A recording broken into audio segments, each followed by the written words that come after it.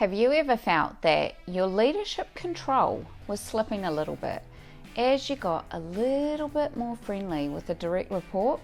I'm not talking about some kind of inappropriate relationship here. I'm talking about something that is all too common in leadership. You like individuals more than others. We all have people that we get along with better, they're easier to communicate with. The problem is when you've gone past just building great rapport and your leadership authority is starting to weaken a little bit. When the line between boss and employee starts to fade, things get a little bit awkward. You might hesitate to give feedback. Your authority might feel a little shaky, and before long, others start to notice. And then your respect gently erodes away into the far, far distance. Now, it doesn't just impact the team, it impacts you. You start carrying the extra stress, second-guessing your decisions, and worrying about being seen as unfair. That's exhausting, and it backfires. But good leaders don't have to choose between connection or engagement and respect. Boundaries actually create both. Step 1 is to be honest with yourself. Am I hesitating to give feedback to John because I actually kind of like him? Am I afraid that Marie's going to get quite upset, so I'm not going to give her that feedback? Am I letting friendship outweigh fairness? If the answer is yes, that's your sign. It's time to reset. Too many leaders jump straight in with the tough talk without having a little moment of self-reflection first. If you don't take a beat, it can come across as cold or reactive. Step 2 is to reset those expectations. This means having a quiet, respectful, one-on-one conversation, not a confrontation, a reset. This could be, I really value our rapport and I want to keep supporting you as your manager, but I also realize I need to step back a bit so I can make the best decisions for you and the team. Another example, I can't hang out with you anymore. It's unprofessional. Do you hear the difference? One builds trust, the other builds defensiveness and walls.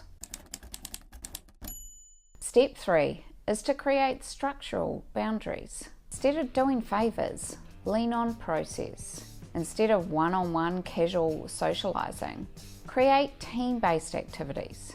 This keeps things fair, it removes pressure and creates professional boundaries without awkwardness. Some leaders in this situation can have the tendency to overcorrect and cut off communication entirely. That's not really balance, that's distance. The goal isn't less connection, it's appropriate professional connection with everybody. Step 4 is consistency. Your team watches you all the time actually. I've got a video on that too. But your team watches how you enforce standards. If one person gets exceptions, the rest will notice this immediately. When everyone gets the same treatment and things are fair and structured, trust and respect can build naturally. Think about the last time you gave feedback. Was it fair and consistent across your team? Or did you soften some of it for some team members? It's another sign. Step 5, model that professional balance. You can be approachable, friendly, even light-hearted without being friends. Lead with empathy, but keep the authority clear.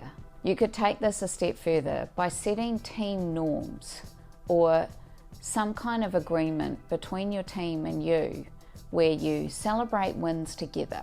You handle feedback in one-on-ones.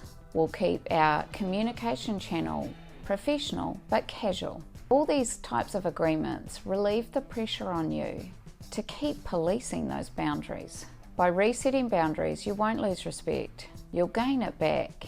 You'll lead with clarity, protect trust, and ultimately free yourself from that stress and worry about how people are perceiving you and what you're letting slip.